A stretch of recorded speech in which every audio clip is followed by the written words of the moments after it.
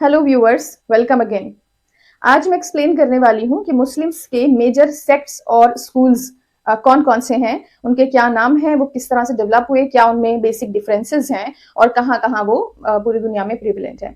तो फ्रेंड्स, ये तो सब लोग ही जानते हैं कि मुस्लिम्स जो हैं उनकी दो जो बेसिक डिविजन्स हैं, शिया और सुन्नी।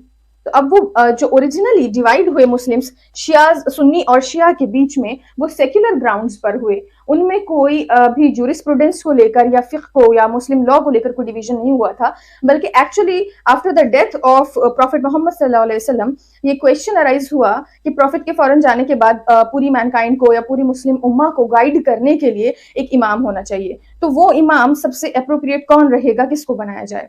तो इसी क्वेश्चन के ऊपर जो पूरी पॉपुलेशन थी, मुस्लिम पॉपुलेशन, वो डिवाइड हो गई, जिसमें से जो फैमिली मैन थे प्रॉफिट के, उनकी ओपिनियन ये थी कि प्रॉफिट की फैमिली से ही कोई इमाम या खलीफा, पहला खलीफा बनना चाहिए।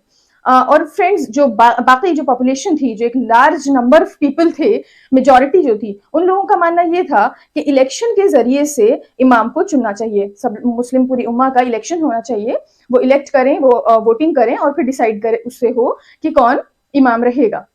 तो फ्रेंड्स, सुन्नीज ने इलेक्शन किया और इलेक्शन करने के बाद हजरत अबू बकर को अपना पहला खलीफा मान लिया, और शियाज ने हजरत अली, जो कि प्रॉफिट सल्लल्लाहु अलैहि वसल्लम के दामाद भी थे, उनको अपना पहला खलीफा माना।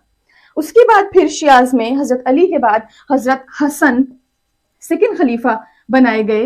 हजरत हसन के बाद हजरत हुसैन थर्ड खलीफा, और हजरत हुसैन के बाद हजरत जैनुल आबिदीन फोर्थ खलीफा बने। तो फ्रेंड्स, इन चारों इमाम तक तो पूरी शिया पॉपुलेशन का कंसेंसस रहा और सब लोगों ने मिलकर ये चारों इमाम बना दिए। उसके बाद फ्रेंड्स, हजरत जैनुल आबिदीन के बाद फिर से फौरन एक कॉन्फ्लिक्ट अराइज हुआ इमामत को लेकर। उसमें से एक माइनॉरिटी ऑफ द पॉपुलेशन, मतलब थोड़े से लोग जो हैं, उन्होंने हजरत जैद को अपना इमाम माना, और जो मेजॉरिटी थी ऑफ द शियाज, उन लोगों ने हजरत मोहम्मद अल बाकिर को अपना इमाम माना। तो फ्रेंड्स, यहाँ पे फिर से एक और डिवीजन हो गया शियाज में, और हजरत जैद को जो मानने वाले, जिन लोगों ने हजरत जैद को अपना इमाम मान लिया, वो लोग जैदी कहलाने लगे। और बाकी जो एक मेजर पॉपुलेशन थी, उन सब लोगों ने मोहम्मद अल बाकिर को माना, और हजरत मोहम्मद अल बाकिर के बाद हजरत जाफर अस सादिक को अपना इमाम माना। तो जो मेजर पॉपुलेशन थी जैदीज की एक अलग हो गई, और बाकी जो मेजॉरिटी थी वो सारे लोग मोहम्मद अल बाकिर और जाफर सादिक को उनके बाद इमाम मानने लगे। हजरत जाफर सादिक के बाद फिर से कॉन्फ्लिक्ट अराइज हुआ, और कुछ लोग जो थे वो हजरत मूसा अल काजिम को और उनके बाद फिर 6 और इमामों को मानने लगे, और वो सारे लोग कहलाए इस्ना अशरी, जिसको हम 12वर्स के नाम से भी जानते हैं। 12वर्स मीन्स 12 इमामों को मानने वाले। जो हम लोगों ने पहले 4 इमाम देखे वो, और फिर हजरत अली, हजरत हसन, हजरत हुसैन और हजरत जैनुल आबिदीन। उसके बाद फिर से जो 2 इमाम आए, मोहम्मद अल बाकिर और हजरत जाफर अस सादिक। तो उसके बाद फिर मूसा अल काजिम एंड 6 अदर्स। इन लोगों को मानने वाले जो आज तक मान रहे हैं वो इस्ना अशरी कहलाते हैं, जिनको हम 12वर्स भी कहते हैं, यानी 12 इमामों को मानने वाले। और उसमें भी एक माइनॉरिटी ऑफ द पॉपुलेशन फिर से जो डिवाइड हो गई, हजरत मूसा अल काजिम को जिन्होंने नहीं मानकर हजरत इस्माइल को अपना इमाम माना, और वो लोग इस्माइलीज कहलाने लगे। तो इस तरह से फ्रेंड्स,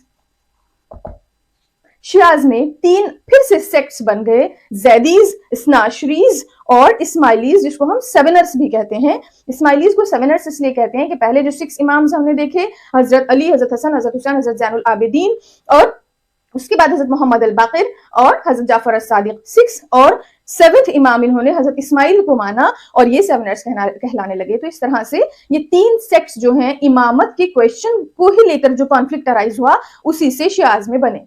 अब हम लोग सुन्नीज के बारे में जान लेते हैं।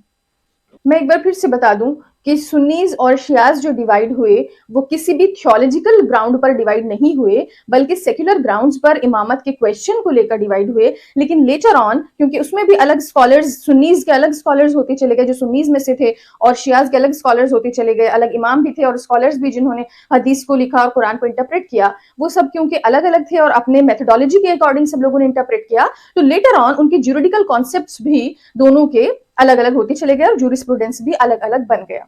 तो फ्रेंड्स, अब हम क्योंकि सुन्नीज के बारे में बात कर रहे थे, तो सुन्नीज में आज के टाइम पे जो प्रिविलेंट हैं, तो वो मेजरली 4 स्कूल्स प्रिविलेंट हैं, उसको अभी हम डिस्कस करेंगे। पहले हम ये समझ लेते हैं कि आखिर ये स्कूल्स क्या हैं और ये क्यों डेवलप हुए। तो फ्रेंड्स, ये चारों स्कूल्स क्यों बने?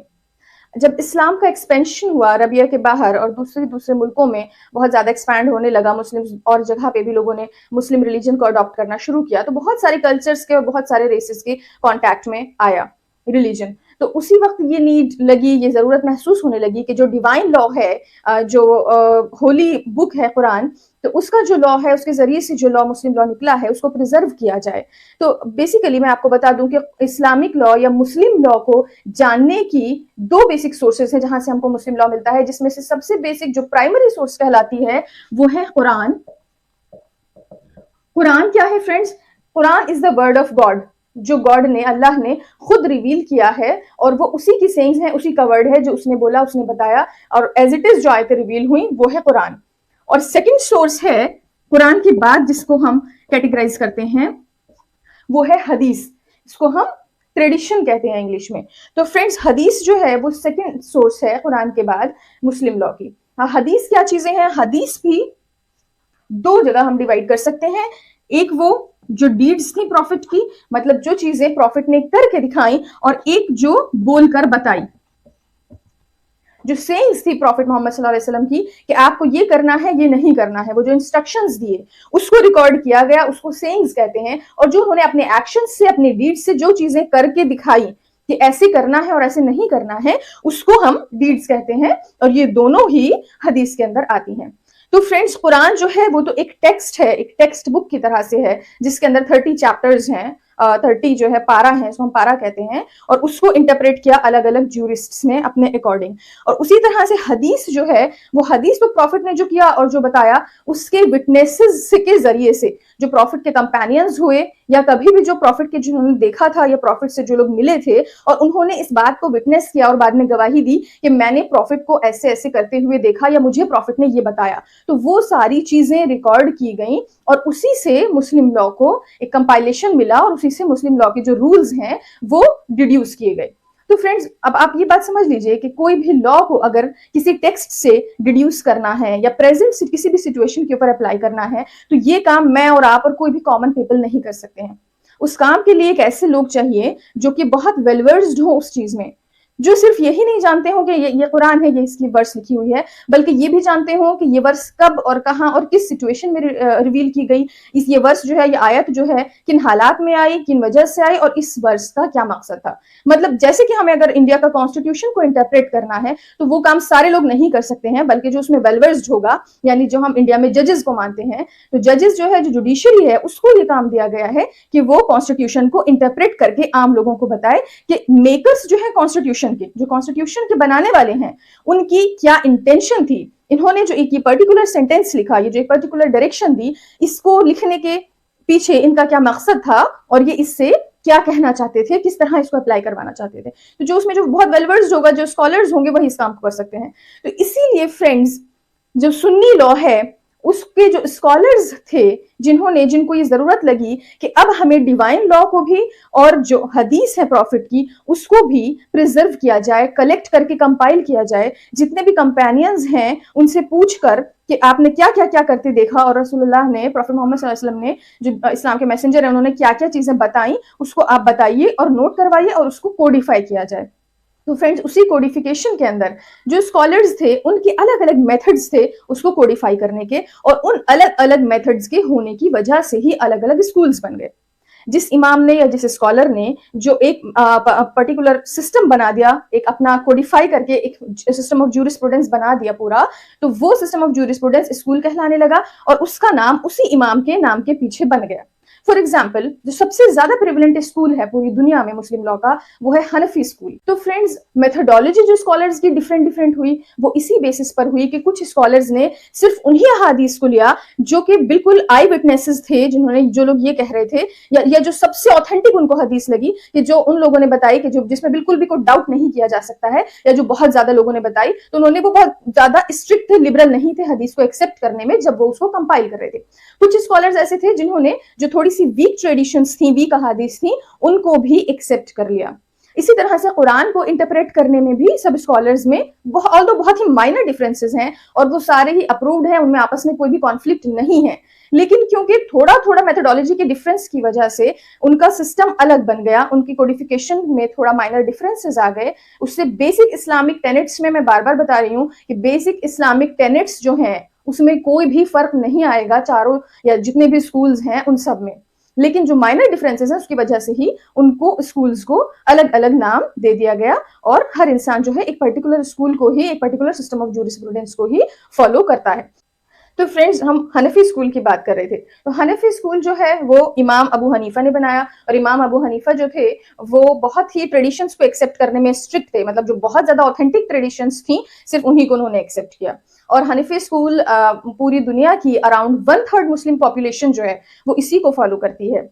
ये फॉलो होता है टर्की में, इजिप्ट में, अफगानिस्तान में, पाकिस्तान में, इंडिया में, चाइना, सीरिया, लेबनान वगैरह वगैरह। उसके बाद फ्रेंड्स आ जाते हैं नेक्स्ट स्कूल के ऊपर, मालिकी स्कूल। मालिकी स्कूल को बनाने वाले थे, उनका नाम था इमाम मालिक, और इमाम मालिक जो थे उन्होंने जो मदीना की ट्रेडिशंस थी उनको ज्यादा प्रीफर किया। तो उनकी मेथोडोलॉजी को अगर हम पढ़ेंगे डिटेल में तो हमको पता चलेगा कि जो ट्रेडिशंस मक्का की मदीना की थी, जो मक्का की थी उन्होंने उनको ज्यादा नहीं लिया, बल्कि जो मदीना की ट्रेडिशंस थी उसको उन्होंने ज्यादा एक्सेप्ट किया, इसलिए उनकी भी मेथोडोलॉजी में इंटरप्रिटेशन की थोड़ा सा डिफरेंस है और अलग सिस्टम ऑफ जूरिस्प्रूडेंस बना।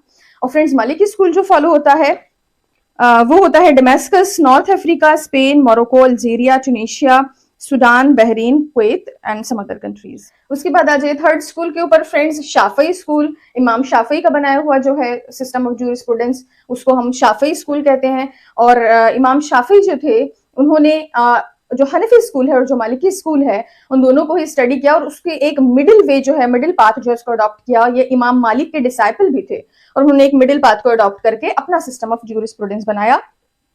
और ये फॉलो होता है कुछ पार्ट्स ऑफ पाकिस्तान, इंडिया में, और इजिप्ट में, Syria, Lebanon, Iraq, Palestine, Jordan, Iran और यमन में। अब फ्रेंड्स फोर्थ स्कूल पर आ जाइए, हम्बली स्कूल। इमाम अहमद बिन हम्बल ने जो जूरिस्प्रूडेंस का सिस्टम दिया, इस्लामिक जूरिस्प्रूडेंस का, उसको हम हम्बली स्कूल कहते हैं।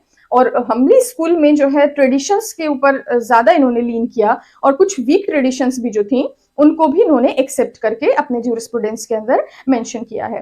तो फ्रेंड्स जो हम्बली स्कूल है वो सऊदी अरब का ऑफिशियल स्कूल भी है। वैसे सबसे लीस्ट वाइड स्प्रेड स्कूल है पूरी दुनिया की मुस्लिम पॉपुलेशन को अगर ओवरऑल देखा जाए तो सबसे कम फॉलोअर्स जो हैं वो हम्बली स्कूल के ही हैं।